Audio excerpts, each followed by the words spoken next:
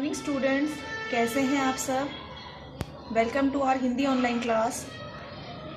चलिए आज हम हमारी हिंदी पाठमाला के चैप्टर नंबर 15 पाठ का नाम है किसी को बताना मत, पेज नंबर 65। तो सभी अपनी बुक निकालेंगे। आज हम चैप्टर की रीडिंग स्टार्ट करेंगे। चलिए रीडिंग स्टार्ट करते हैं। चैप्टर नंबर 15 किसी को बताना मत। देवताओं के राजा इंद्र हैं। उनका एक हाथी है ऐरावत। ऐरावत बहुत सुंदर है। उसका रंग सफेद, विशाल तथा गले में फूलों की माला। एक दिन ऐरावत दुनिया की सैर करने निकला। इंद्र जो है, इंद्र भगवान जो है, उनको देवताओं का राजा कहा जाता है। और उनका जो वाहन है या जो उनका हाथी है उसका नाम क्या है, ऐरावत। ऐरावत जो है वो बहुत सुंदर है। ऐरावत का रंग कैसा है, सफेद। विशाल माथा है, गले में फूलों की माला है। एक दिन ऐरावत क्या करने निकला, दुनिया की सैर। वह एक ईख के खेत में उतरा। क्या मीठा रस है, और ऐरावत सारी ईख खा गया। सुबह किसान ने देखा, वह चिल्लाया, किसने मेरे खेत को उजाड़ा है, आज रात को पकड़ूंगा बच्चों को। किसान जो था वो गुस्सा हो गया, क्योंकि जब उसने अपना खेत उजड़ा हुआ देखा, क्योंकि ऐरावत जो है वो खेत में घुस गया था और सारी ईख खा गया। तो किसान मोटा रस्सा लेकर खेत में आ गया। सूरज ढलते ही ऐरावत आसमान से उतरा, बड़े मजे ले लेकर ईख खाने लगा। किसान ने रस्से का फंदा बनाया और घुमाकर ऐरावत की गर्दन में डाल दिया, उसे पकड़ने के लिए। फंदे में फंसा सफेद हाथी देखा तो बहुत प्रसन्न हुआ। बोला, तुम तो मेरी मीठी ईख खाते हो, क्या खाने को कुछ और नहीं मिलता तुम्हें तुम्हारे यहाँ। ऐरावत बोला, मिलता है, पर इतनी मीठी ईख नहीं मिलती। सेब मिलते घड़े जितने बड़े और सुनहरे। अंगूर मिलते तरबूज जितने बड़े और बिना बीज के। किसान बोला, मुझे भी ले चलो अपने वहां।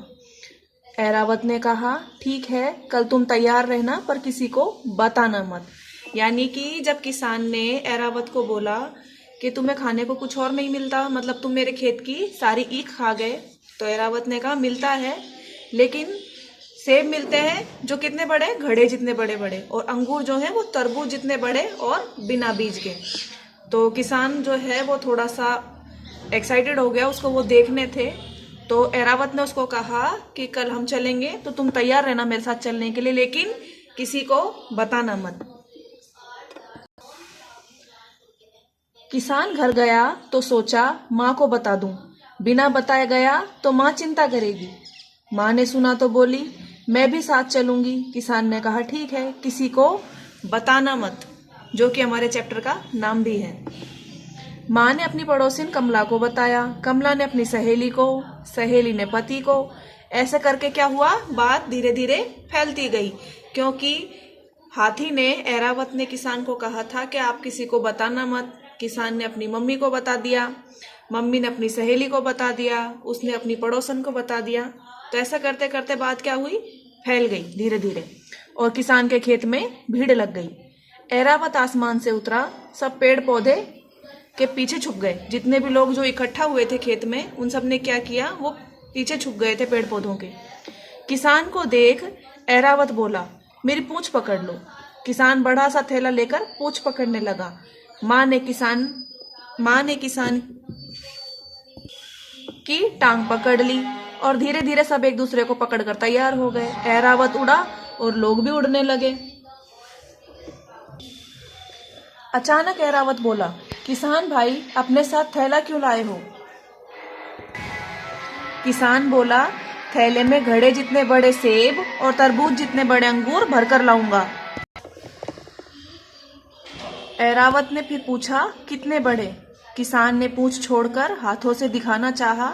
बस फिर क्या था, धम धम धम धम धड़ाम, और सब धरती पर लौट रहे थे, क्योंकि किसान के पीछे जो एक एक करके लाइन लगी हुई थी, सबने एक दूसरे को पकड़ा हुआ था, तो जैसे ही किसान का हाथ छूटा तो सबका हाथ छूट गया और सब एक साथ नीचे गिर गए।